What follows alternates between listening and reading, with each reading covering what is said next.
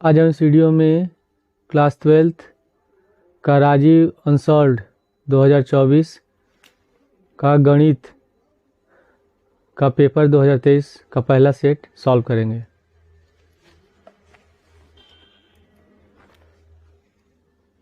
इसमें ये सेट पहला 2023 324 1 से 100 नंबर का ये क्वेश्चन है, सेट है, पेपर है।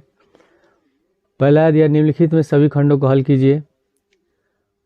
क में दिया है अवकल समीकरण डी स्क्वायर वाई बटे डी एक्स स्क्वायर बराबर वाई प्लस डी वाई बटे डी एक्स और पूरे का घात कितना है 1/5।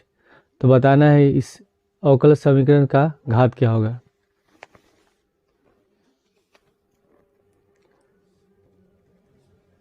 पहला का क है अवकल समीकरण लिखा है डी स्क्वायर वाई बटे डी एक्स स्क्वायर बराबर Y plus D Y upon D X का घात है 1/5। अब हम क्या करेंगे, इसमें 1/5 जब घात हटाएंगे तो 5 इधर आ जाएगा, इसका घात हो जाएगा जो बाएं साइड है। यहाँ लिख देंगे डी स्क्वायर वाई बटे डी एक्स स्क्वायर का पावर हो जाएगा 5 बराबर वाई प्लस डी वाई बटे डी एक्स। तो हमको इसका घात बताना है, तो इसका घात कितना हो जाएगा, तब घात 5 होगा और कोटि हो जाएगी 2, क्योंकि इसका जो डिफ्रेंसिएशन है अवकलन है 2 बार किया गया है। तो इसका जो कोटि होगा 2 होगा और घात कितना हो जाएगा 5। तो हमें इसे घात बताना है, तो घात बराबर हो गया 5। तो क का आंसर हो जाएगा दूसरा। उसके बाद ख है निम्नलिखित में integral cos square x D X का मान क्या होगा, हमको बताना है।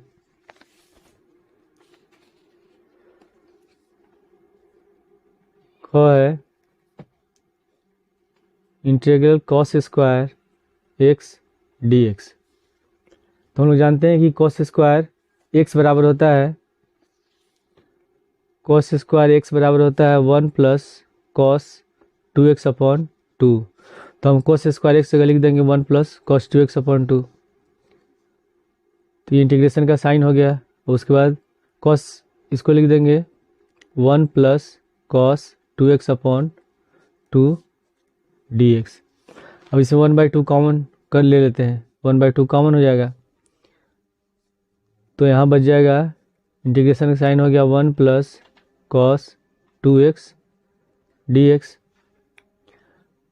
अब हम इंटीग्रेशन करेंगे दोनों अलग पद को, तो लिखेंगे 1/2 1 dx plus 1/2 cos 2x dx।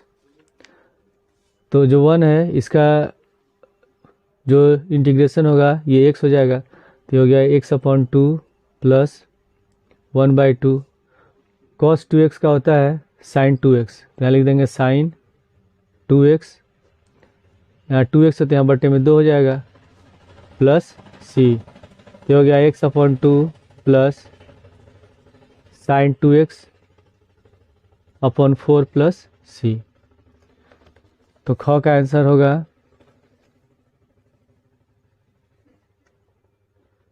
पहला x upon 2 plus 1/4 sine 2x plus c। Question number ग सदिशो 2i unit vector plus j unit vector plus 3k unit vector और 3i unit vector minus 2j unit vector plus k unit vector के बीच का कोण क्या होगा। तो हम पहले वाले को मान लेते हैं a वेक्टर, दूसरे को मान लेते हैं b वेक्टर। तो हम लोग लिख लिया, माना a वेक्टर बराबर 2i unit vector plus j unit vector plus 3k unit vector और b वेक्टर बराबर 3i unit vector minus 2j unit vector plus k unit vector. इसके बाद हम दोनों वेक्टर का मैग्नीट्यूड निकालेंगे, परिणाम निकालेंगे, परिमाण। तो पहले हम निकालेंगे a वेक्टर का मैग्नीट्यूड, तो हो जाएगा √2 का स्क्वायर प्लस 1 का स्क्वायर प्लस 3 का स्क्वायर। जो i का गुणांक होगा वो 2 है, 2 लिख देंगे, j का गुणांक है 1 तो 1 लिख देंगे, k का गुणांक है 3 तो 3 लिख देंगे। जैसे अगर कोई वेक्टर है a वेक्टर बराबर x i unit vector plus y j unit vector plus z k unit vector, तो अगर जब इसका मैग्नीट्यूड निकालते हैं, परिमाण निकालते हैं, तो हो जाएगा √x² plus y² plus z², यही होता है। तो इसी के अनुसार इसका निकाल देंगे तो हो जाएगा 2 का स्क्वायर प्लस 1 का स्क्वायर प्लस 3 का स्क्वायर। तो 2 का स्क्वायर हो गया 4, 1 का स्क्वायर 1, 3 का स्क्वायर 9, तो 9 1 10 4 14, तो हो गया √14। फिर हम b का निकालेंगे मैग्नीट्यूड, b वेक्टर का। तो इसमें i का गुणांक है 3, तो 3 का होल स्क्वायर, j का है -2, तो लिखेंगे -2 का होल स्क्वायर, प्लस k का गुणांक है 1, तो 1 का होल स्क्वायर। तो 3 का होल स्क्वायर हो गया 9, 2 का होल स्क्वायर 4 और 1 का होल स्क्वायर 1, तो 9 4 13 1 14, √14 हो गया। अब दोनों वेक्टरों के बीच का जो कोण होता है, तो cos थीटा बराबर होता है a vector dot b vector upon a vector का मैग्नीट्यूड गुणे b वेक्टर का मैग्नीट्यूड। तो हम क्या करेंगे, सबसे पहले a वेक्टर और b वेक्टर का हम निकालेंगे डॉट प्रोडक्ट, जिसको कहते हैं अदिश गुणनफल। तो a vector dot b vector बराबर हो जाएगा 2i unit vector plus j unit vector plus 3k unit vector, फिर dot 3i unit vector minus 2j unit vector plus k unit vector. तो इसमें क्या फार्मूला आता है अदिश गुणनफल में कि i unit vector dot i unit vector का मान होता है 1, और i vector dot j vector हो गया तो इसका मान हो गया 0, या j vector dot k vector इसका मान हो गया 0। फिर j vector dot j vector का मान होता है 1, उसी तरह k unit vector dot k unit vector का मान होता है 1। तो इसमें क्या करेंगे, सीधे डायरेक्ट, बाकी सब 0 होगा। 2i यूनिट वेक्टर और 3i यूनिट वेक्टर है, तो 3 दूनी 6 हो गया, इन दोनों का गुणा करें तो मान 1 हो गया, बाकी इससे गुणा करेंगे तो सब 0 हो गया। इसके बाद j वाले में आ जाते हैं, तो यहाँ प्लस माइनस माइनस हो जाएगा तो माइनस लिख देते हैं। j और j को गुणा करेंगे तो 1 ही होगा, तो 2 गुणे 1 प्लस फिर k unit vector k unit vector गुणा करेंगे तो 1 होगा, तो 3 गुणे 1 हो गया। तो 6 1 कम 6 -2 प्लस 3, तो 6 में से 2 घटाएंगे 4, 4 3 7 आ गया। तो लिख देंगे इसका मान a vector dot b vector का मान हो गया 7 बटे a का मैग्नीट्यूड निकला है √14, तो लिख देंगे √14 फिर गुणे √14, तो बराबर में हो जाएगा 7 √14 और √14 गुणा करेंगे तो हो गया 14, तो 7 कम 7 7 दूनी 14। तब cos थीटा बराबर कितना आ गया 1/2, और cos थीटा में 1/2 का मान कितना होता है 60 डिग्री, तो थीटा बराबर कितना हो गया 60 डिग्री। यदि दो परिमित समुच्चयों a तथा b में अवयव क्रमशः m तथा n हो, तो a और b में कुल संबंधों की संख्या, तो कुल संबंधों की संख्या कौन सी हो जाएगी, सेकंड का आंसर होगा 2 पावर m गुणे n। इसके बाद अंग वाला क्वेश्चन है, यदि a बराबर दिया है समुच्चय 1 2 3 और b बराबर 2 3 4, तो निम्न में से a से b का फलन होगा, कौन सा फलन होगा।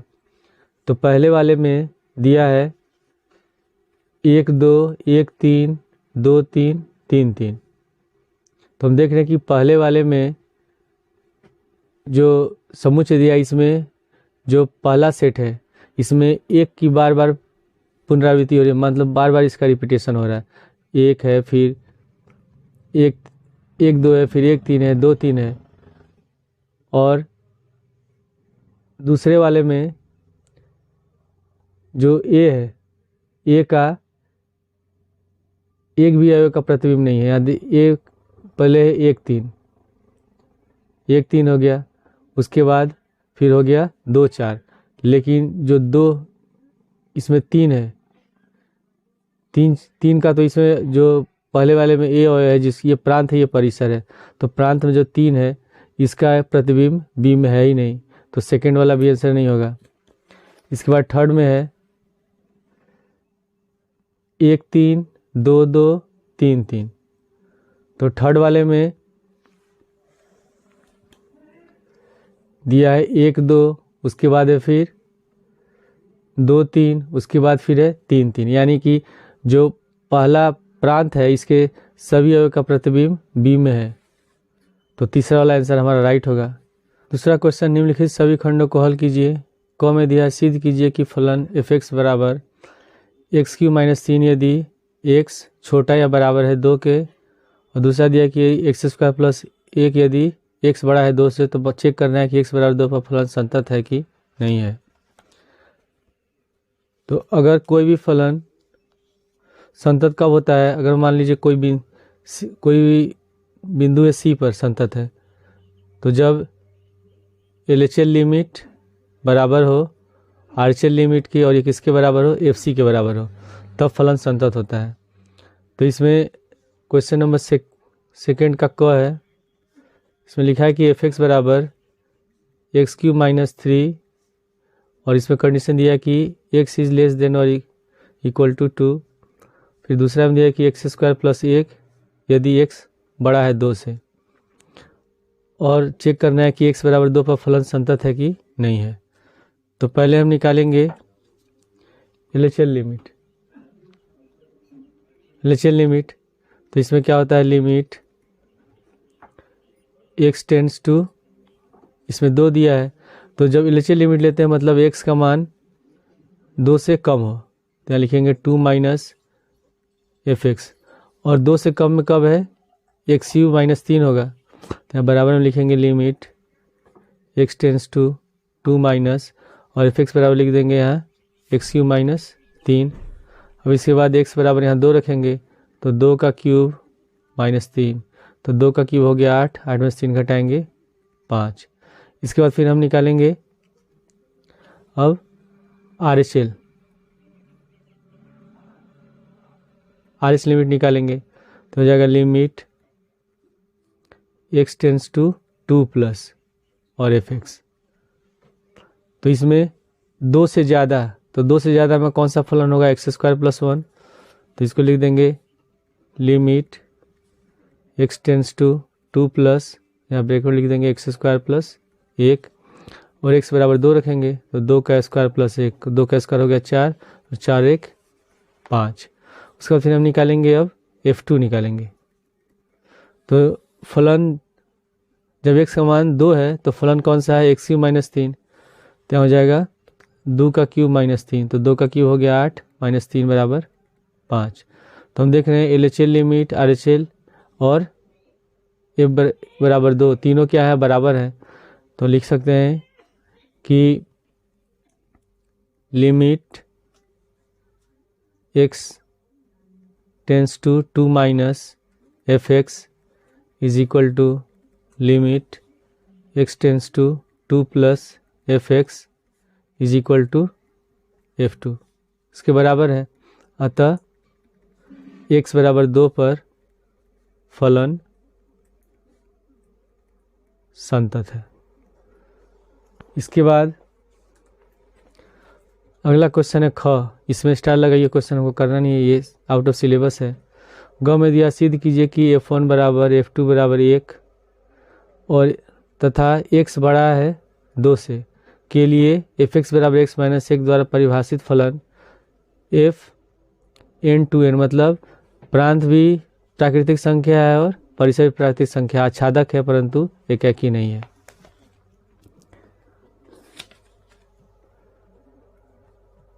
क्वेश्चन नंबर ग है, पहले दिया है इसमें f1 बराबर f2 बराबर 1 दिया है। तो कोई फलन एकैकी कब होता है, जब f(x1) बराबर f(x2) हो और x1 बराबर x2 हो। तो अगर f1 बराबर f2 है तो 1 बराबर 2 हो ही नहीं सकता, ये पॉसिबल है ही नहीं, संभव नहीं है। अतः फलन एकैकी नहीं है। इसके बाद बताना आच्छादक। आच्छादक कब होता है, जब f(x) बराबर कितना हो, y हो। अगर f(x) बराबर y हो तो फलन हो जाता है आच्छादक। तो इसमें x बराबर 2 पर फलन दिया है f(x) बराबर x माइनस 1। तो जो f(x) होता है कौन सा होता है, y होता है, तो इसको y मान लेते हैं। तो y बराबर x माइनस 1, इसमें x का मान निकालेंगे तो माइनस 1 को इधर लाएंगे तो y प्लस 1 बराबर x, तो इसलिए x बराबर कितना आ गया, y प्लस 1। अब हम लिखेंगे यहाँ f(x), तो f(x) बराबर कितना दिया, इसमें f(x) बराबर दिया है f(x) बराबर है x माइनस 1, तो यहाँ f(x) बराबर लिख देंगे x माइनस 1, और x बराबर हमने कितना निकाला है y प्लस 1, तो यहाँ लिख देंगे x का मान y प्लस 1 माइनस 1, तो एक से कट गया, बराबर कितना आ गया f(x) बराबर y। अतः f(x) बराबर x माइनस 1 पर फलन कैसा है, आच्छादक है।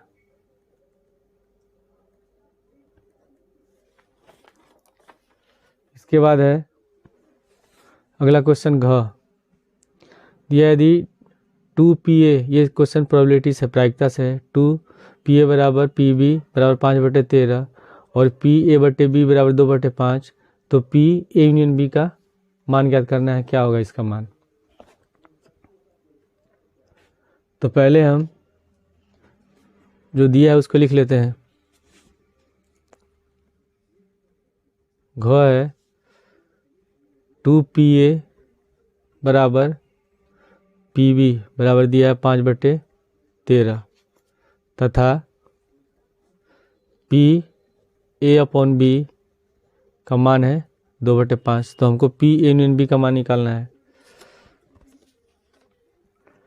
तो पहले हम लिखेंगे 2pa बराबर 5/13, तो pa का मान निकालने थे, 2 को इधर लाएंगे तो 13 में गुणा हो जाएगा, 13 दूनी 26, तो pa बराबर हो गया 5/26, ठीक है। और pb बराबर हो गया हम लोग का 5/13। तो पहले हम निकालेंगे, सूत्र होता है p a/b बराबर p a intersection b upon pb, यह फॉर्मूला है।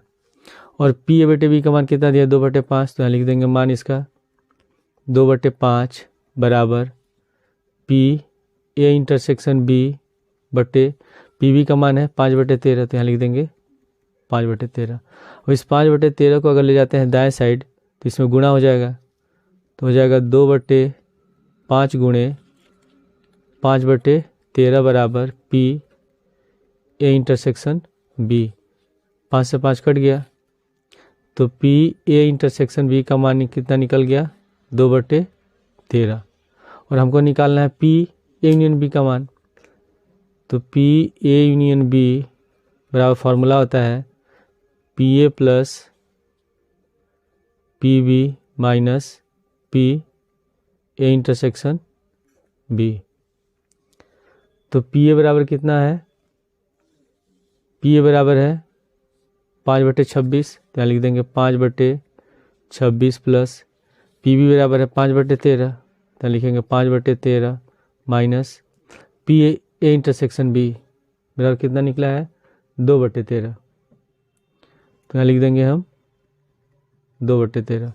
अब इसका एलसीएम लेंगे, इसका एलसीएम हो गया 26, तो हो जाएगा 5 प्लस 13, 26 में 2 से 2 बार भाग जाएगा, तो 5 दूनी 10, इसमें 2 से भाग जाएगा, 2 दूनी 4, 10 5 15, 15 में से 4 घटाएंगे कितना हो जाएगा, 11/26, यानी कि p a यूनियन b का मान हो गया 11/26। इसके बाद है अंग असमीका 8x + 4 छोटा है 7x + 8 से हल कीजिए।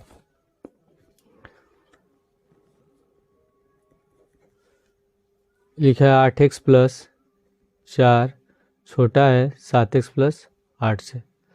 तो पहले हम क्या करते हैं, इसमें जो इस पद है इसको विलोपित करते हैं। सबसे पहले हम इसमें इधर जो बायां पक्ष है इसमें 4 को हटाएंगे, तो 4 को हटाने के लिए दोनों साइड 4 घटाएंगे, तो हो जाएगा 8x + 4 - 4 छोटा है 7x प्लस 8 - 4, दोनों साइड 4 से घटा दिए तो 4 से 4 कट गया।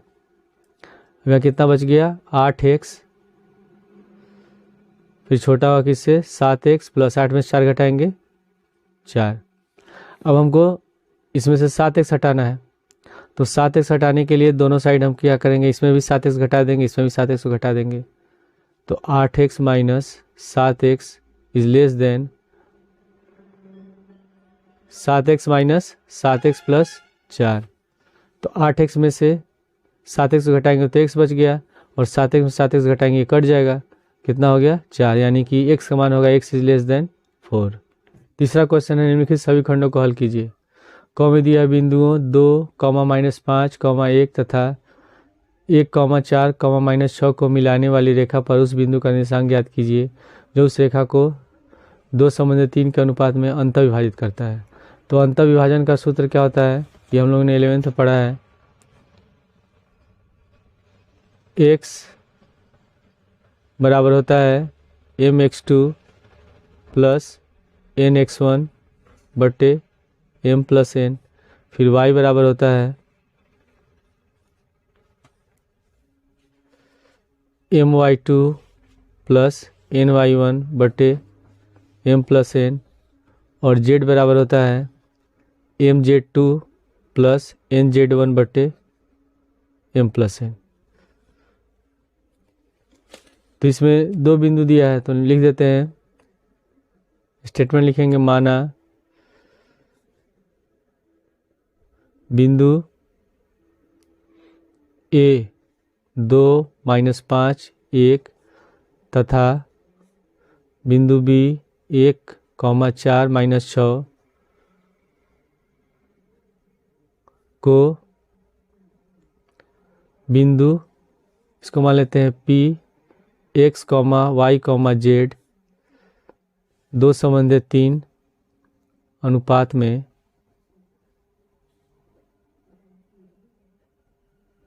विभाजित करता है। तो सूत्र क्या होगा, पहले हम इसके अनुसार पहले x निकालेंगे, y निकालेंगे, z निकालेंगे, तीनों एक साथ ही निकाल सकते हैं। तो ये हमारा हो जाएगा x1, y1, z1, ठीक है। और ये जो b बिंदु है हमारा होगा x2, y2, z2, और ये होगा m और ये होगा n। जो अनुपात है पहले वाले को m मानते हैं, दूसरे वाले को n मानते हैं। तो पहले हम x निकाल लेते हैं, तो x बराबर हो जाएगा mx2 प्लस nx1 बटे m प्लस n। तो m बराबर है 2, तो यहाँ 2 लिख देंगे। x2 कितना है 1 प्लस n बराबर है 3 गुणे x1 कितना है, x1 है 2 बटे m प्लस n, तो 2 + 3 तो हो गया 2 × 1 = 2 और 3 दूनी 6 बटे 3 2 5, तो 6 2 8 बटे 5 हो गया, ठीक है। उसके बाद y निकाल लेते हैं, तो y बराबर हो जाएगा my2 प्लस ny1 बटे m प्लस n। तो m बराबर है 2, y2 है 4, तो यहाँ 4 लिख देंगे, प्लस फिर n बराबर है 3 गुणे y1 कितना है -5, तो यहाँ -5 लिखेंगे बटे 2 + 3, तो हो गया 4 दूनी 8 प्लस माइनस माइनस और 5 × 15 बटे 5, तो 15 में 7 घटाएंगे हो जाएगा -7 बटे 5। इसके बाद है फिर z निकालेंगे, तो z बराबर हो जाएगा mz2 प्लस nz1 बटे m प्लस n। m बराबर है 2, z2 बराबर है -6, तो यहाँ लिखेंगे -6 प्लस फिर n बराबर कितना है 3, तो यहाँ 3 लिख देंगे गुणे z1 कितना है 1 बटे 2 + 3, तो 2 से -6 में गुणा करेंगे -12, 3 × 1 = 3 बटे 3 2 5 घटाएंगे कितना हो गया -9 बटे 5, यानी कि बिंदु का निर्देशांक कितना हो जाएगा, पहले x का लिखेंगे, x बराबर है 8 बटे 5, कॉमा -7 बटे 5, फिर कॉमा माइनस 9/5, यही हमारा आंसर है। इसके बाद है क्वेश्चन नंबर ख, यदि ए वेक्टर बराबर 3i unit vector minus J unit vector plus 5k unit vector बराबर और बी वेक्टर बराबर है i unit vector plus 2j unit vector minus k unit vector, तो उस त्रिभुज का क्षेत्रफल ज्ञात कीजिए जिसके दो भुजाओं को ए वेक्टर और बी वेक्टर से प्रदर्शित किया गया। यानी कि ये त्रिभुज की पहली भुजा है और ये त्रिभुज की दूसरी भुजा है। तो त्रिभुज का क्षेत्रफल निकालना है हमको। तो क्वेश्चन नंबर है ख, ए वेक्टर बराबर दिया है 3 आई unit vector minus J unit vector plus 5k unit vector और बी वेक्टर बराबर है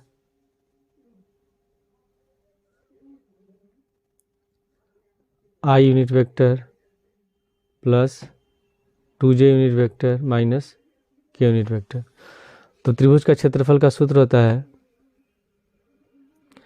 1/2, उसके बाद ए वेक्टर क्रॉस बी वेक्टर, यानी कि दोनों का सदिश गुणनफल का मैग्नीट्यूड परिमाण, यही होता है।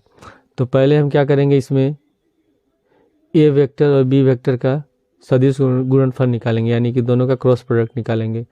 तो 3i cap 3i unit vector minus J unit vector plus 5k unit vector, उसके बाद I unit vector plus 2j unit vector minus k unit vector. तो इसमें क्या होता है, जब इसमें गुणनफल निकालते हैं तो इसको हम डिटर्मिनेंट्स के रूप में निकालते हैं। तो ऐसे लिख देंगे, पहले लिखेंगे i फिर j फिर k, उसके बाद ए वाला जो इसमें सबका गुणांक है उसको लिख देंगे। इसमें 3 है, इसका है -1 और इसका है 5। फिर इसमें दूसरे वाले में वेक्टर में i का गुणांक है 1, j का गुणांक है 2 और k का गुणांक है -1। तो पहले लिखेंगे i यूनिट वेक्टर फिर ब्रैकेट, अब इसको छोड़ देंगे, -1 से -1 में गुणा करेंगे, 1 हो गया, फिर माइनस 5 दूनी 10। उसके बाद दूसरा वाला j लिखेंगे तो ये माइनस में लिखेंगे, माइनस j यूनिट वेक्टर। अब इसको और इसको छोड़ देंगे, तो 3 में -1 से गुणा करेंगे, -3 माइनस फिर 5 एकम 5 प्लस k यूनिट वेक्टर। तो इसको हम छोड़ देंगे, तो 3 दूनी 6 फिर माइनस 1 से -1 में गुणा करेंगे, -1 तो माइनस माइनस प्लस, तो 10 में से 1 घटाएंगे -9, तो -9 आई कैप या आई यूनिट वेक्टर फिर -5 और -3 -8 होगा तो minus minus plus 8j unit vector plus यहाँ हो जाएगा 6 1 7 k यूनिट वेक्टर। और इसके बाद हम निकालेंगे इसका मैग्नीट्यूड, यानी कि परिमाण निकालेंगे। तो ए वेक्टर क्रॉस बी वेक्टर बराबर ये हो जाएगा √9 का स्क्वायर प्लस 8 का स्क्वायर प्लस 7 का स्क्वायर। तो 9 का स्क्वायर हो गया 81, 8 का स्क्वायर हो गया 64 और 7 का स्क्वायर हो गया 49। सबको जोड़ेंगे तो हो जाएगा √194। तो त्रिभुज का क्षेत्रफल बराबर हो जाएगा 1/2 फिर ए वेक्टर क्रॉस बी वेक्टर का मैग्नीट्यूड का परिमाण। तो ये कितना है, √194 है, तो इसका मान रखेंगे तो 1/2 √194 वर्ग इकाई। तो इस क्वेश्चन का ये आंसर हो गया। इसके बाद है अगला क्वेश्चन,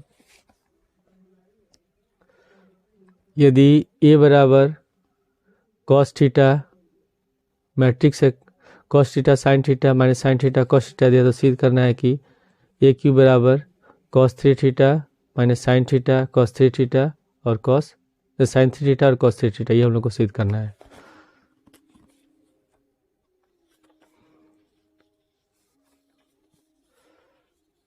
तो ग में है दिया है ए बराबर cos theta sin theta minus sine theta cos theta. तो हमको ए क्यू बराबर सिद्ध करना है, तो पहले हम ए स्क्वायर निकालेंगे। तो ए स्क्वायर निकाले का मतलब ए गुणे ए, तो हम इसको लिख देंगे cos theta minus sine theta, फिर साइन थीटा कॉस थीटा। उसके बाद फिर इसी को दोबारा लिख देंगे cos theta sine theta minus sine theta और कॉस थीटा। अब इसका अवयव गुणनफल निकालेंगे, मैट्रिक्स का गुणनफल निकालेंगे। तो पहले हम क्या करते हैं, इससे हम इसमें गुणा करेंगे, पंक्ति से स्तंभ में। तो कॉस थीटा से कॉस थीटा में गुणा करेंगे, हो गया कॉस स्क्वायर थीटा। फिर साइन थीटा से माइनस साइन थीटा में माइनस साइन स्क्वायर थीटा। इसके बाद फिर अब दूसरे पंक्ति से फिर पहले स्तंभ में गुणा करेंगे। तो माइनस साइन थीटा से कॉस थीटा में, तो माइनस साइन थीटा गुणे कॉस थीटा। फिर कॉस थीटा से माइनस साइन थीटा में, तो minus sine theta cos theta. उसके बाद अब फिर इससे दूसरे वाले स्तंभ में गुणा करेंगे। तो कॉस थीटा से साइन थीटा में, तो कॉस थीटा गुणे साइन थीटा। फिर उसके बाद साइन थीटा से कॉस थीटा में प्लस साइन थीटा गुणे कॉस थीटा। उसके बाद है फिर इससे गुणा करेंगे साइन थीटा से साइन थीटा में, तो माइनस साइन स्क्वायर थीटा और फिर कॉस थीटा से कॉस थीटा में, तो प्लस कॉस स्क्वायर थीटा। तो cos square theta minus sine square theta बराबर होता है कॉस 2 थीटा। ठीक है, और ये है माइनस, अगर इसको जोड़ते हैं तो हो जाएगा minus 2 sine theta into cos theta, और ये हो जाएगा और इसको भी जोड़ेंगे तो अगर 2 साइन थीटा गुणे कॉस थीटा, और ये हो गया cos square theta minus sine square theta बराबर कॉस 2 थीटा। फिर अगली बार लिखेंगे कॉस 2 थीटा, सूत्र होता है 2 साइन थीटा गुणे कॉस थीटा बराबर साइन 2 थीटा। तो तब इसके जगह कितना हो जाएगा साइन 2 थीटा, यहाँ हो जाएगा माइनस साइन 2 थीटा और यहाँ हो जाएगा कॉस 2 थीटा। अब हमको निकालना है ए क्यू, तो ए क्यू बराबर लिख सकते हैं ए स्क्वायर गुणे ए। तो ए स्क्वायर कितना निकला है, ए स्क्वायर है cos 2 theta sine 2 theta minus sine 2 theta cos 2 theta. अब ए का मान रख देंगे, ए जो आयु है cos theta minus sine theta, यहाँ लिखेंगे cos theta minus sine theta, फिर साइन थीटा और कॉस थीटा। तो गुणा करेंगे पहले कॉस 2 थीटा से कॉस थीटा में, तो लिख देंगे कॉस 2 थीटा गुणे कॉस थीटा। उसके बाद प्लस माइनस होगा, ठीक है, कॉस 2 थीटा से माइनस साइन थीटा में, तो माइनस साइन 2 थीटा गुणे साइन थीटा हो गया। उसके बाद फिर नीचे वाले पद से गुणा करते हैं, माइनस साइन 2 थीटा से कॉस थीटा पे, तो हो जाएगा माइनस साइन 2 थीटा गुणे कॉस थीटा। उसके बाद कॉस 2 थीटा से माइनस साइन थीटा में, तो minus cos 2 theta sine theta. इसके बाद और फिर कॉस 2 थीटा से गुणा करेंगे साइन थीटा में, तो हो जाएगा कॉस 2 थीटा साइन थीटा। उसके बाद फिर साइन 2 थीटा से गुणा करेंगे कॉस थीटा में, तो plus sign 2 theta cos theta. इसके बाद फिर नीचे वाले पद से फिर इसमें गुणा करेंगे, तो माइनस साइन 2 थीटा से साइन थीटा में, तो साइन थीटा हो गया। फिर उसके बाद फिर प्लस यहाँ कॉस थीटा, 2 थीटा से कॉस थीटा में, तो कॉस 2 थीटा गुणे कॉस थीटा। ठीक है, अब बराबर ये सूत्र है जो लिखा हुआ है, कॉस एक्स गुणे cos y minus sine x गुणे साइन वाई बराबर होता है कॉस एक्स प्लस वाई, यानी कि कॉस 2 थीटा प्लस थीटा। उसके बाद ये है साइन एक्स गुणे कॉस वाई प्लस उसके बाद है साइन वाई गुणे कॉस एक्स, तो हो जाएगा साइन एक्स प्लस वाई, यानी कि साइन थीटा प्लस 2 थीटा। उसके बाद इसमें से अगर माइनस कॉमन ले लेते हैं, माइनस कॉमन लेंगे तो सब प्लस में हो जाएगा, और ये कौन से फार्मूला पर है, इसी वाले फार्मूला पर है, तो हो जाएगा साइन 2 थीटा प्लस थीटा। और यहाँ यही फार्मूला है, लेकिन इसमें कॉस वाला पहले लास्ट में प्लस में है, साइन वाला माइनस में है, बिल्कुल इसी तरह है, तो इसको लिख सकते हैं कॉस 2 थीटा प्लस थीटा। तब ये हो जाएगा, इसको जोड़ेंगे तो cos 3 theta minus sine 3 theta, इसको जोड़ेंगे तो साइन 3 थीटा, और इसको भी जोड़ेंगे तो कॉस 3 थीटा। और ये हम लोग को सिद्ध करना था बराबर में RHS। इसके बाद है क्वेश्चन नंबर घ, पूर्णांकों 1 से 11 तक में से 2 पूर्णांक यादृच्छिक चुने जाते हैं। यदि उनका योग सम है तो प्रायिकता ज्ञात कीजिए और दोनों पूर्णांक, और ये प्रायिकता ज्ञात कीजिए कि दोनों पूर्णांक विषम है। जब हम पूर्णांक लिखते हैं, क्वेश्चन नंबर कौन सा है, घ। घ में जब हम पूर्णांक लिखेंगे तो कितना हो जाएगा, 1 से 11 तक, 1 2 3 4 5 6 7 8 9 10 11 तक दिया है। तो पहले में लिखा है कि उनका योग सम है, तो हम लिख लेते हैं इसमें पहले, माना ए दोनों पूर्णांकों का योग सम होने की घटना है, सम होने की घटना है। तो पहले हम विषम को जोड़ते हैं तो सम हो जाएगा, तो पहले क्या लिख सकते हैं, पहले लिखेंगे 1 3 जोड़ेंगे 4 होगा, उसके बाद फिर 1 5, उसके बाद 1 7 होगा, फिर होगा 1 9, इनको जोड़ेंगे तो सम आता जाएगा। फिर क्या जोड़ सकते हैं, फिर 1 11, फिर उसके बाद 1 हो गया, अब उसके बाद 2 को लेंगे, फिर 2 और 4 जोड़ेंगे, उसके बाद फिर 2 और 6 जोड़ सकते हैं। ठीक है, उसके बाद फिर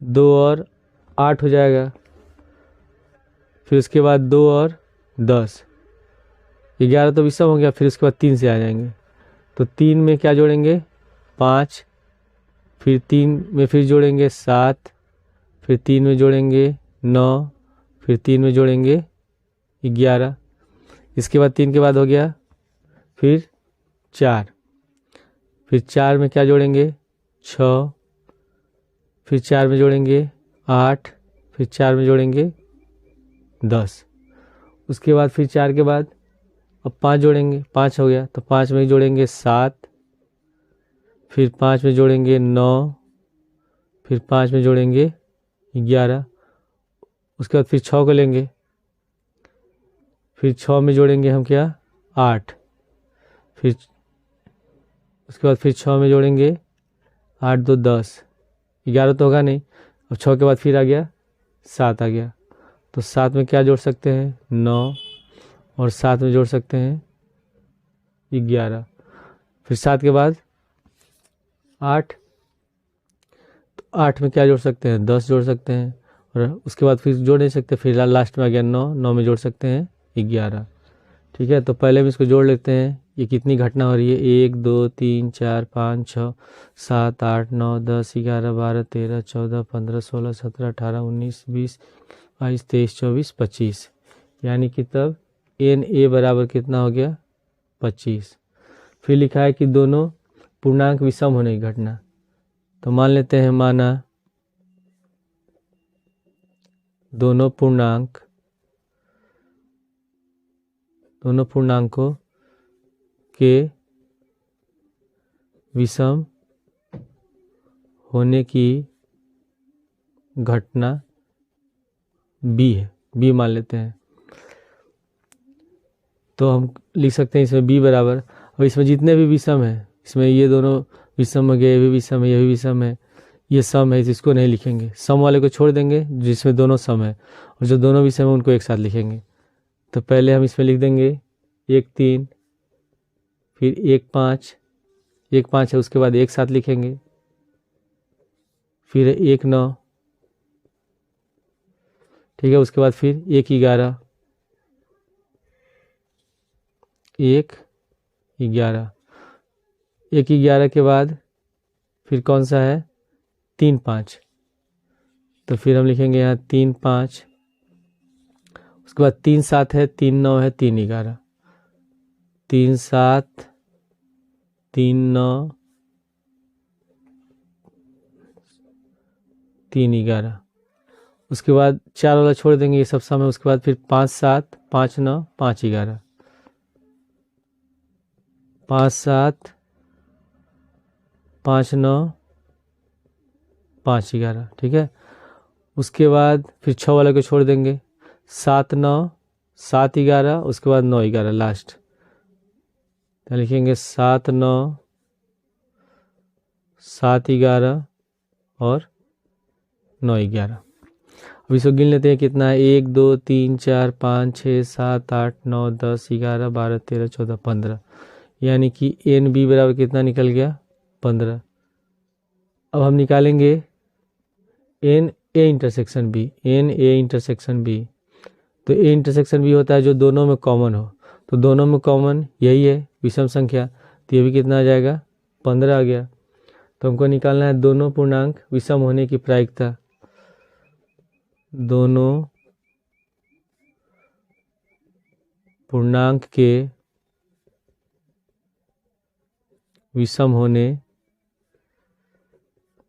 की प्रायिकता, दोनों पूर्णांकों के विषम होने की प्रायिकता है पी बी बटे ए बराबर एन ए इंटरसेक्शन बी बटे एन ए, ठीक है। तो एन ए इंटरसेक्शन बी कितना है 15 लिख देंगे, और एन ए बराबर है 25, तो यहाँ लिखेंगे 25, इसको काट देंगे, 5 से 5 दे 15, 5 5 25, तो इसका आंसर हो गया 3/5। अब बाकी के जो क्वेश्चन है, चौथा है, इसके बाद ये जो बाकी क्वेश्चन है 5वां 6वां, इसको हम अगले वीडियो में हल करेंगे।